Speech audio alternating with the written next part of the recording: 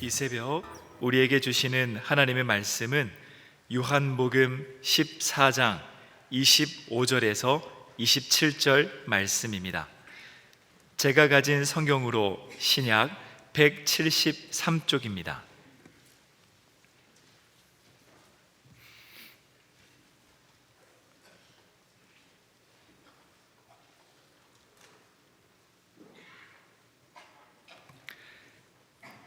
한 절씩 교독하시고 마지막 절은 합독하겠습니다. 내가 아직 너희와 함께 있어서 이 말을 너희에게 하였거니와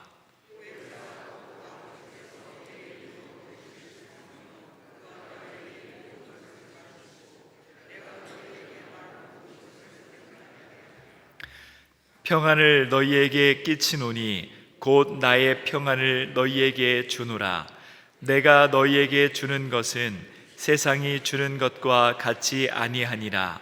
너희는 마음에 근심하지도 말고 두려워하지도 말라. 아멘. 기도하겠습니다. 하나님, 오늘도 성령님을 더 알기 원합니다. 성령님을 갈망합니다. 성령님을 사모합니다. 성령님은 우리 가운데 충만히 오시옵소서. 오셔서 우리의 마음의 어둠을 몰아내 주시고 세상적이고 마귀적이고 이 땅의 것들을 몰아내 주시고 위의 것을 찾게 하시며 주의 말씀으로 우리를 새롭게 하여 주시옵소서. 오늘도 11조 헌금과 감사헌금 1,000번째 헌금을 드린 분들이 계시오니 하나님 이 예물을 기쁘게 흠양하옵시고 이 예물이 사용될 때 하나님께는 영광을 돌리게 하시며 또한 믿음으로 감사함으로 드렸사오니 약속하신 대로 하늘의 신령한 복과 땅의 기름진 복을 부어 주시옵소서. 복의 복을 더하여 주시옵소서. 예수 그리스도의 이름으로 기도하옵나이다. 아멘. 우리는 이번 주에 보혜사 성령님에 대한 말씀을 배우고 있습니다. 가랑비에 옷 젖는 줄 모른다 그런 말 있죠. 이 성령 충만을 위해서 이 성령님에 대한 말씀을 읽고 또 듣고 깨닫고 그것이 쌓이면서 우리 안에 쌓이면서 우리가 성령 충만하는 데 있어서 중요한 바탕이 되는 겁니다. 다른 말로 성령 충만을 위한 그릇을 준비한다 그렇게 이해하셔도 좋고 또 어제인가요 말씀드렸던 것처럼 이 불이 타기 위해서 연료가 필요하듯 산소와 연료가 필요하듯 이 성령에 관한 말씀, 성령에 대한 지식, 또 성령에 대한 말씀을 들으면서 성령을 사모하는 마음 이런 것들이 성령 충만을 이루는데 굉장히 중요한 이 자세가 또 준비가 되는 것입니다. 성령님이 누구신가를 우리가 바로 알 뿐만 아니라 또 그 성령님이 무엇 하시기 위해서 오셨는가, 왜 오셨는가, 성령님은 어떤 사역을 하시는가를 우리가 바로 알아야 성령님을 구하면서 성령님이 나에게 어떤 일을 해 주실지를 기대하게 되겠죠. 무슨 충동 구매하듯이 성령 충만 받아라 그러니까 그냥 왜 성령 충만을 구해야 되는지, 성령님이 나에게 왜 필요한지, 그 성령님이 이 마음속에 충만히 모시기 위해서 어떻게 해야 되는지도 모른 채 무작정 성령 충만하게 되라. 이게 인격적이신 성령 하나님이 원하시는 게 아니에요. 또 성령님을 보내신 성자 하나님 예수님께서 원하시는 바가 아니죠. 자, 오늘 25절을 먼저 함께 읽겠습니다.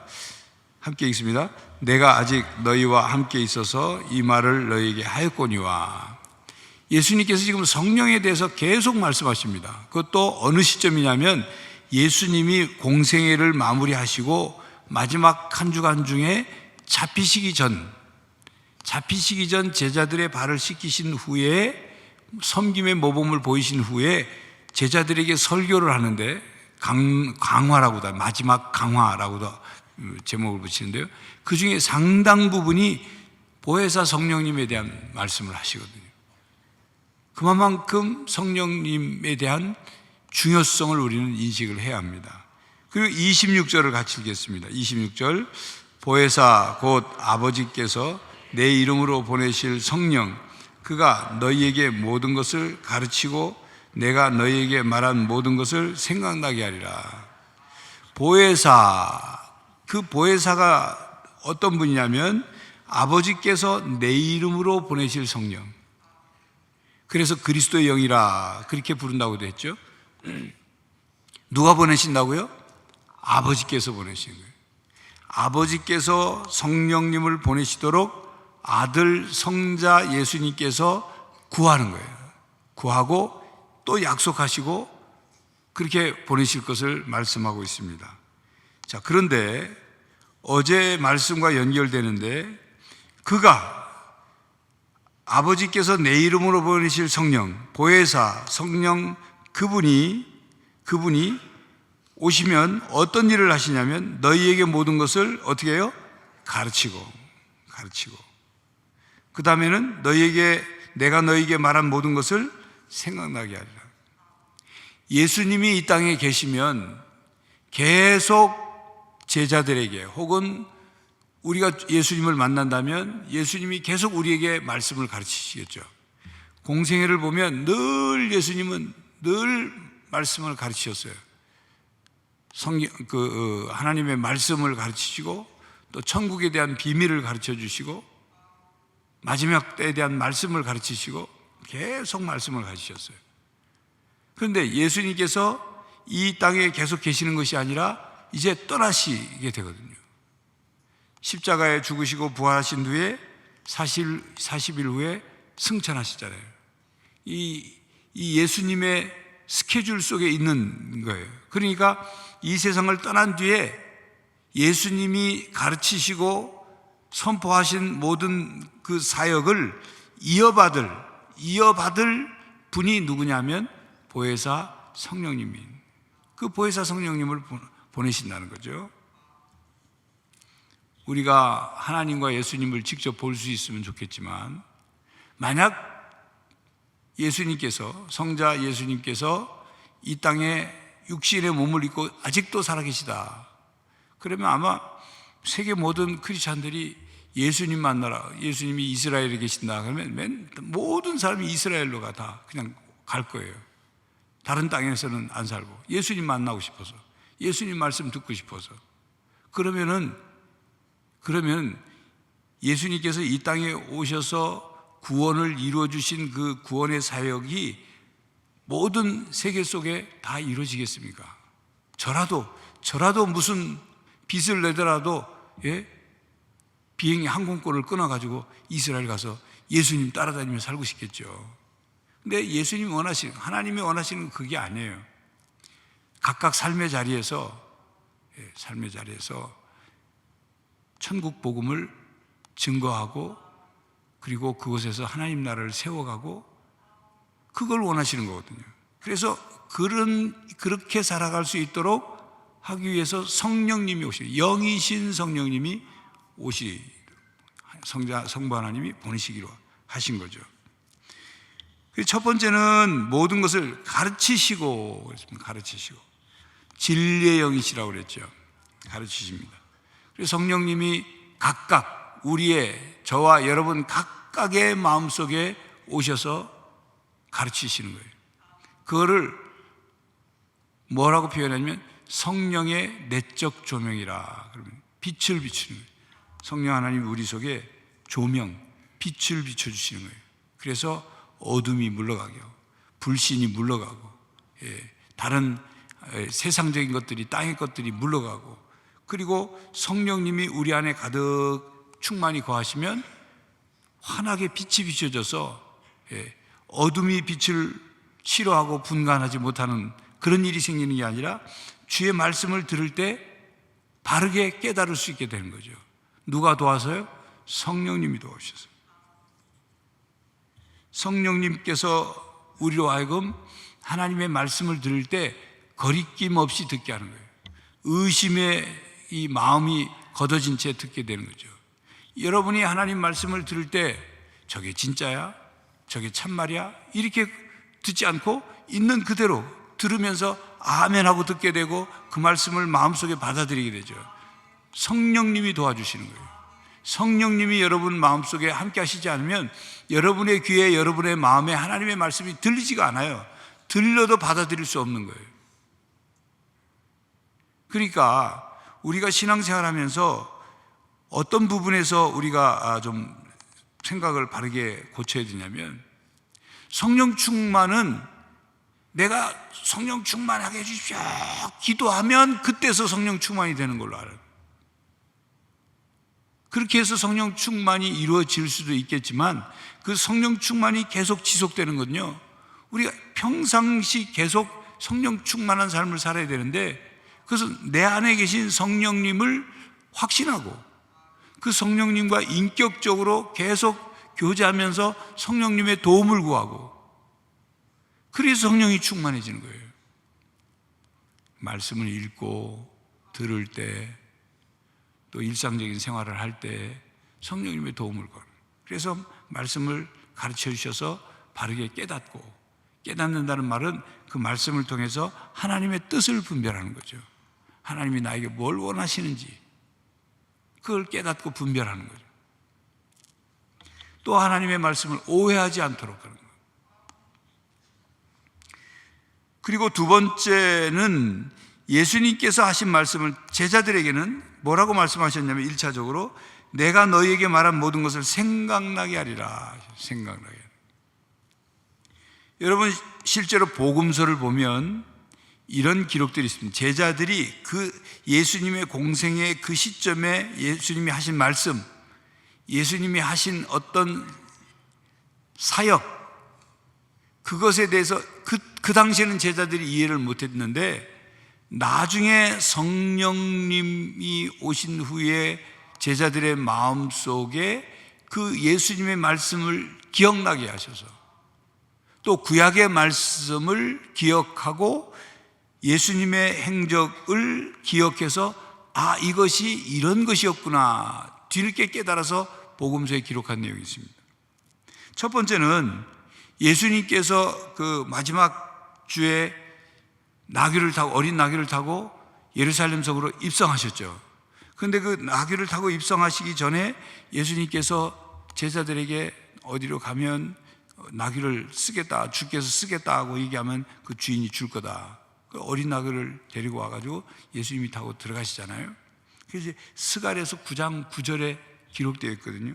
시온에 따라 크게 기뻐할지어다, 예루살렘에 따라 즐거이 부를지어다. 보라, 내 왕이 내게 임하나니 그는 공의로우시며 구원을 베푸시며 겸손하여서 나귀를 타시나니 나귀의 작은 것 곧 나귀 새끼니라.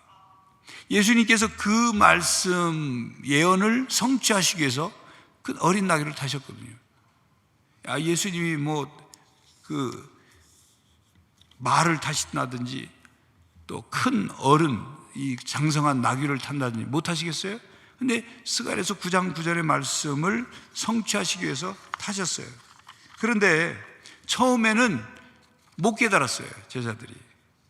그리고 그 영광을 받으신 후에야 깨달았다는 것이 요한복음 12장 12절에서 16절 기록을 보면 그 기록이 나오는데, 제자들은 처음에 이 일을 깨닫지 못하였다가 예수께서 영광을 얻으신 후에야 이것이 예수께 대하여 기록된 것임과 사람들이 예수께 이같이 한 것임이 생각났더라. 기억나게 한 거예요, 성령님이.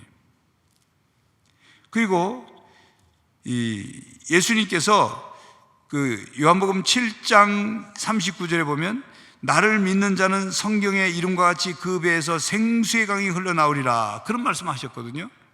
그런데 그 당시에는 생수의 강, 이게 뭔지 잘 몰랐어요, 제자들이. 근데 39절에 보면 39절에 이는 그를 믿는 자들이 받을 성령을 가리켜 말씀하신 것이라 하고 괄호 안에 예수께서 아직 영광을 받지 않으셨으므로 성령이 아직 그들에게 계시지 아니하시더라. 그때 몰랐던 거예요. 제자들이 무슨 소리가. 그런데 나중에 제자들이 깨닫고 요한복음을 기록할 때는 그것이 성령을 말씀하신 것이라는 것을 기록을 한 거죠. 요한이. 뿐만 아니라 사도행전이 아니라 요한복음 2장에 보면 예수님께서 성전을 청결하게 하신 사건을 말씀하시면서 그 이후에 사람들로 하여금 무슨 말씀을 이 성전을 헐라 내가 사흘 만에 다시 짓겠다 말씀하시잖아요. 그러니까 그 사람들이 이 성전이 얼마 동안 지은 건데 헐면 사흘 만에 짓는다, 저 허무맹랑한 소리 한다고 막 예수님을 공격하거든요. 그런데 제자들도 그때에도 예수님의 말씀을 들으면서 그 성전이 뭘 얘기하는지를 제자들이 몰랐어요. 제자들조차도 그 성전인 줄 알았어요. 헤롯 성전인 줄 알았어요. 그런데 그 다음에 기록을 보면 예수님께서 말씀하신 것이 2장 19절에 보면 성전, 즉 건물인 성전이 아니라 예수님 자신의 육체라는 것을 뜻한다는 것을 부활 후에 알게 됐어요. 부활하신 후에 예수님이 그때 말씀하신 것이 성전이 아니라 몸을 헐면 죽이면 사흘 후에 부활하신다는 말씀이었구나. 그래서 그것을 기록을 해놨죠. 이렇게 예수님께서 공생의 기간 동안 제자들을 가르치셨을 때 선포하신 말씀을 제자들이 들었는데 제자들이 따라다니면서 무슨 녹음을 했다든지 그때그때 속기록을 하듯이 기록한 게 아니에요. 그렇지 않았어요. 그 제자들이 예수님이 부활하시고 승천하신 뒤에 복음을 전해야 되니까 뭔가 기록을 해서 예수님께서 하신 말씀들을 다 기록을 해서 바르게 전하는 것이 필요하니까 기록을 시작했는데 그때 성령님이 제자들로 하여금 예수님께서 하신 말씀을 다 기억나게 하셔서 기록을 하셨어요. 그런데 기억나게 하시는데 마태, 마가, 누가, 요한을 통해서 기록하게 하셨는데 각각의 개성을 존중해서 다시 말하면 각각의 관점을 존중해서 기억나게 하신 거예요. 그래서 마태, 마가, 누가, 요한복음이 예수님의 행적과 생애와 말씀을 기록했는데 그 관점에 따라서 유대인의 관점으로, 이방인의 관점으로, 또 사건 기록보다는 신학적 해석을 통해서 각각 4개의 복음이 다양하게, 그러나 그 내용과 주제와 핵심은 통일되도록 성령 하나님이 마치 무슨 책을 기록하도록 한다면 편집자가 그걸 다 컨트롤하는 것처럼 성령님이 이 마태, 마가, 누가, 요한을 컨트롤하신 거예요. 기억나게 하시고 기록할 수 있도록. 그래서 오늘 우리가 성경책을 뿐만 아니라 사도 바울의 서신도 그렇고 베드로의 서신도 그렇고 요한의 서신도 그렇고 야고보의 서신도 그렇고 히브리서라는 공동 서신도 각각 저자가 다르잖아요. 각각 저자가 다르고 대상이 다르고 하지만 그 통일성, 성경의 주제의 통일성과 그리고 예수님께서 전파하신 가르치신 말씀을 벗어나지 않는 것은 곧 누구의 역사입니까? 보혜사 성령, 진리의 영의 역사시랍니다. 그러면 제자들에게만 그렇게 하시느냐? 그게 아니라 우리들에게도 똑같이 역사하시는 거예요. 그걸 위해 오셨어요. 말씀을 우리에게 가르쳐 들을 때 깨닫고 하나님의 뜻을 분별하고 그리고 믿어지게 되고 그리고 그것을 실천할 때 그 말씀을 붙들고 실천할 때 그 말씀이 기억이 나서 그 말씀의 능력이 우리 속에 역사하도록 하는 거예요. 누가 하신다고요? 성령님이 하시는 거예요. 성령님이. 그리고 우리로 하여금 어떤 상황에 처했을 때 말씀을 기억나게 하셔서 그 말씀이 성령의 검이 되게 하는 거죠. 예수님께서 마귀의 유혹을 받았을 때 그 세 가지 유혹을 이기실 때 다 하나님 말씀으로 이기셨잖아요. 그렇게처럼 우리도 그런 상황이 되었을 때 아니야, 사람이 떡으로만 살 것이 아니라 하나님의 말씀으로 살아야 되는 거야. 예. 하나님을 시험하면 안 된다고 그랬어. 너 다만 하나님만을 섬기고 경배해야 된다고 그랬어. 예. 하나님 말씀에 이건 이렇다고 말씀하셔서 난 그렇게 할 수가 없어. 말씀을 기억나게 하는 거예요. 그리고 오늘 말씀을 보시면 27절 말씀입니다. 27절을 같이 읽도록 하겠습니다. 시작.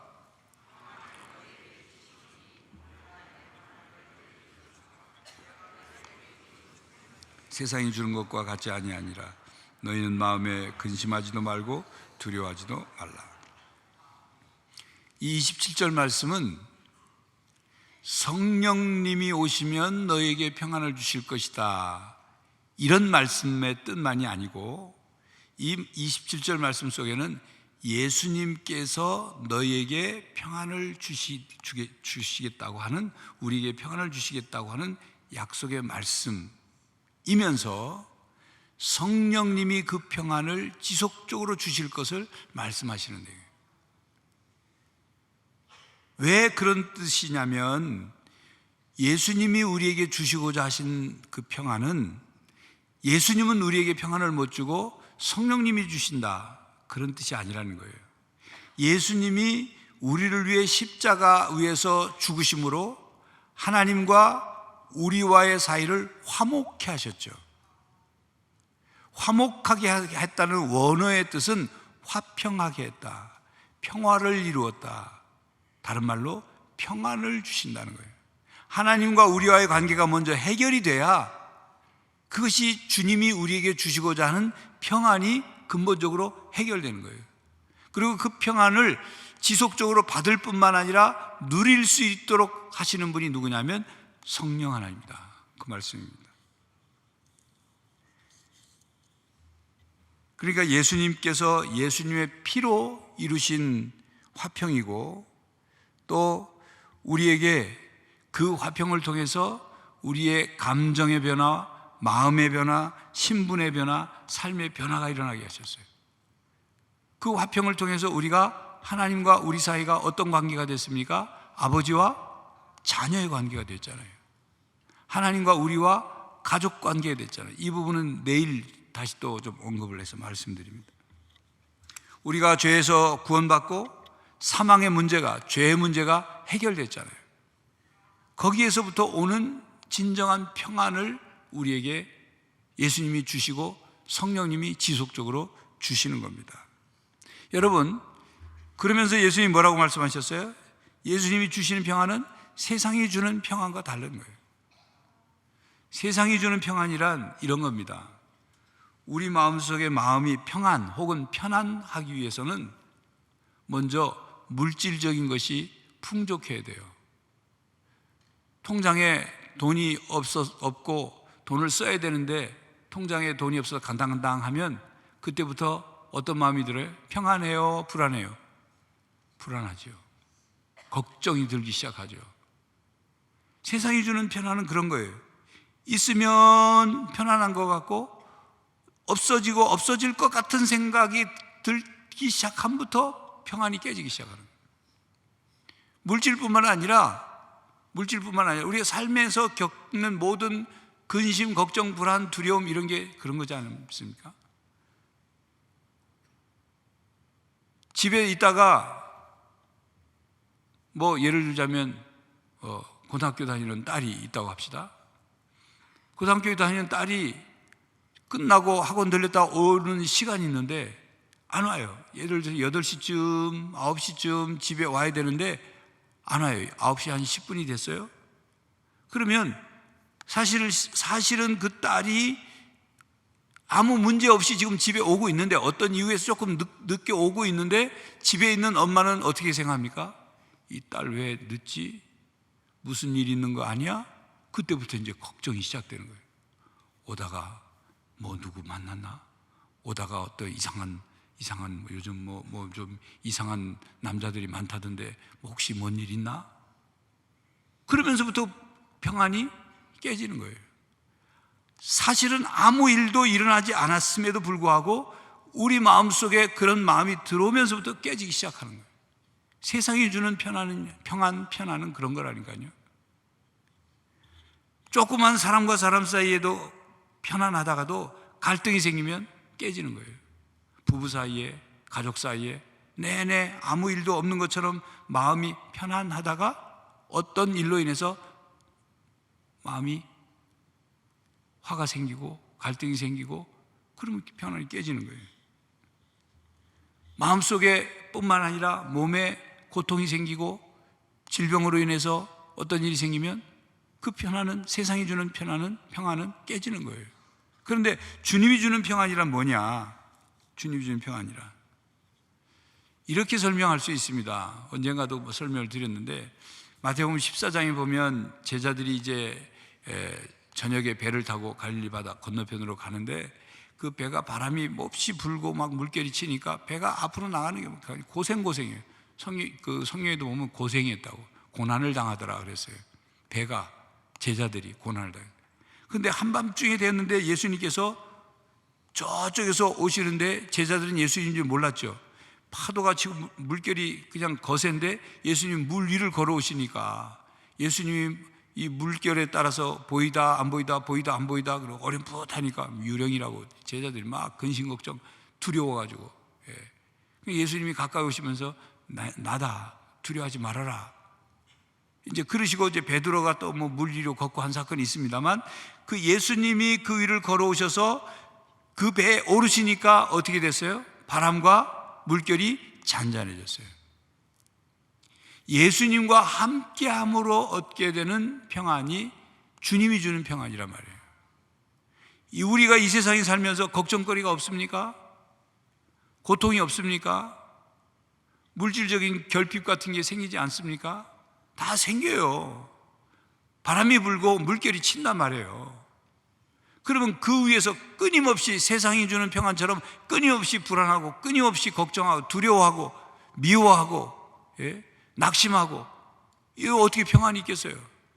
근데 주님과 함께 주님이 우리와 하나님과의 사이를 관계를 해결해 놓으셨기 때문에 언제든지 하나님께 도움을 구할 수 있게 되고 하나님이 나와 함께 하심을 믿게 되고 그리고 주님이 나와 함께 하심으로 마지막 궁극적으로는 이렇게까지 생각할 수 있는 내가 이러다가 그냥 죽으면 천국 가면 되는 거지 뭐 부활할 텐데 뭐 나는 영생할 텐데 뭐 그래서 지금의 고통 지금의 문제가 그것을 밟고 넘어서는 거예요. 주님이 물결 위를 걸어오신 것처럼 우리의 삶의 문제를 위를 걸어갈 수 있는 거죠.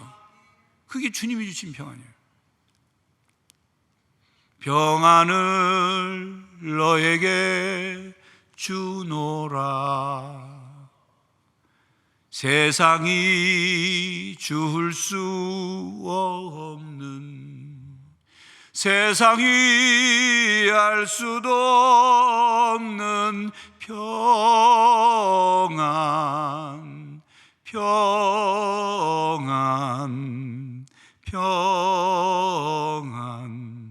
평안을 내게 주노라. 저는 이 찬송을 부르면 마음속에 불안이 생기고 이유 모를 어떤 불안이 생기거나 할 때 이 찬송을 콧노래처럼 찬송을 부르면 찬송을 통해서 성령 하나님이 제 마음을 쫙 가라앉혀 주셔요. 물론 어떤 때는 시간이 좀 걸릴 때도 있어요. 금방 가라앉아. 그러면 또 부르는 거죠.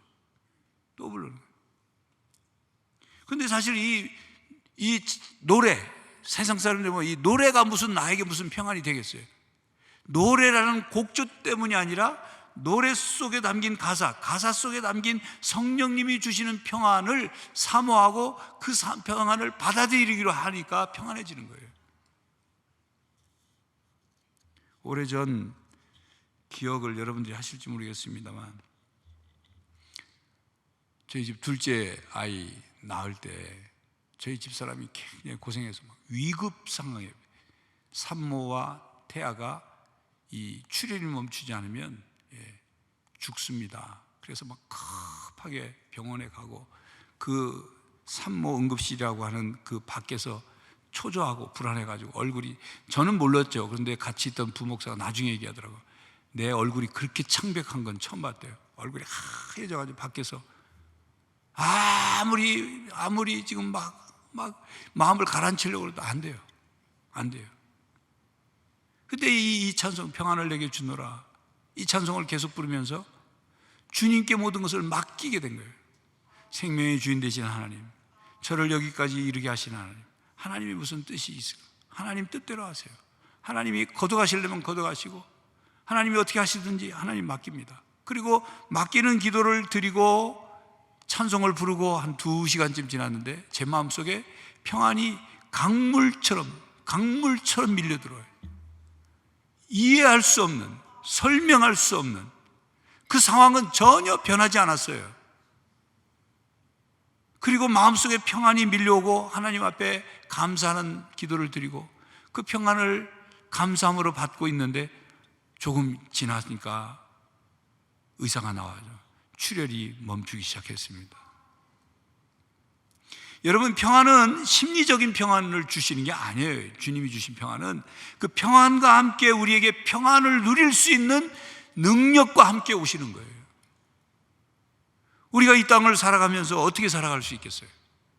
끊임없이 우리를 괴롭히는 일들이 생겨나고, 끊임없이 우리를 걱정거리가 생기고, 끊임없이 우리의 마음속을 막 휘젓는 사건들이 일어나잖아요. 뉴스를 보면 막 속이 뒤집히고, 길 가다가 사람 부딪혀서 하고, 운전하다가 보면 그런 일도 생기고, 심지어는 사랑하는 가족끼리도 항상 마음이 편합니까? 그때 어떻게 해야 돼요? 보혜사 성령님을 구하는 거예요. 성령님의 평안을 구하는 거예요. 그걸 위해 오셨으니까. 성령이 우리와 함께 하시는 것을 가장 잘할 수 있는, 나를 체크할 수 있는 2가지가 뭐냐면 평안과 기쁨이에요. 평안과 기쁨이 합쳐지는 게 행복이지요. 내 마음속에 평안이 있는가? 평안이 없다면 성령님께서 평안을 주시도록 구하는 겁니다. 그리고 오늘 말씀드린 것처럼 주님이 이뤄놓으신 십자가에서의 사랑과 은혜를 먼저 되새기고 하나님과 나 사이가 화목하게 되었다는 거예요. 내가 부족하지만, 때로는 허물과 죄가 드러나지만, 하나님, 저 자녀 삼아 주셨잖아요. 저 하나님의 아들이잖아요. 하나님 딸이잖아요. 하나님, 저 좀 도와주세요. 그걸 통해서 하나님과의 관계를 다시 확인하고, 그리고 그 관계가 확인되면서 성령님이, 성자 하나님이 내 삶의 주인이 되시고 성령님이 우리 가운데 오시는 거예요. 그렇게 해서 충만해지는 거예요. 내 안에 충만해지니까 마음이 평안하죠. 내 마음속에 조금이라도 부정적인 그런 것들이 있으면, 충만하지 못하면 그 평안이 흔들리거나 깨지지 않겠어요? 그러니까 끊임없이 성령 충만을 통해서 놀라운 은사와 특별한 신비적인 것도 나타나지만, 우리가 일상적인 성령 충만은 평안입니다. 평안과 함께 기쁨이 있는 거예요. 요한복음 16장 33절을 함께 찾아 읽겠습니다. 16장 33절.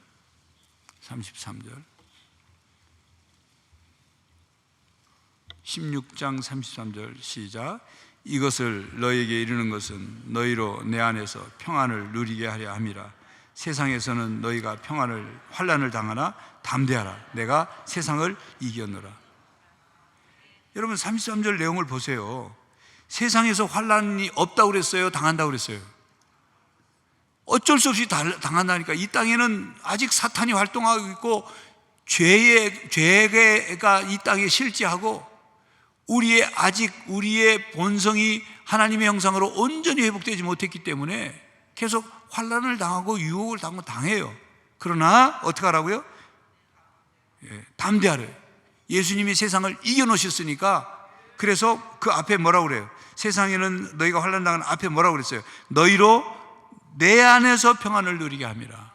주님 안에서, 성령님 안에서 평안을 누리게 합니다. 성령님이 우리에게 평안을 주시기 위해서, 기쁨을 주시기 위해 오셨습니다. 평안과 기쁨을 누리기 위해서 하나님 말씀을 읽고 듣고 깨닫고 배우고 암송하고 묵상함으로 그 말씀이 우리를 가르쳐 주시고 예수님의 말씀을 기억나게 하셔서 그 말씀에 힘이 되고 능력이 되고 성령이 검이 돼서 이 세상을 승리하며 평안을 회복하며 평안을 누리며 살아가는 저와 여러분이 되시기를 간절히 바랍니다. 기도하겠습니다. 하나님, 성령 하나님, 우리 가운데 오시옵소서. 충만히 오시옵소서. 머리끝부터 발끝까지 충만히 임하셔서 우리를 새롭게 하시고 우리의 마음속에 어두운 것, 부정적인 것 떠나게 하시고 고통과 갈등이 떠나게 하시고 불안과 두려움이 떠나게 하시고 평안을 허락하여 주시옵소서. 기쁨을 주시옵소서. 세상이 주지 못하는, 세상이 알지도 못하는 바로 주님이 주신 평안을 누리며 살게 하여 주시옵소서. 예수 그리스도의 이름으로 기도하옵나이다. 아멘. 오늘 개인 기도하실 때 성령님의 충만을 기도하고 평안 주시기를 위해 기도하시길 바랍니다. 개인 기도하시겠습니다.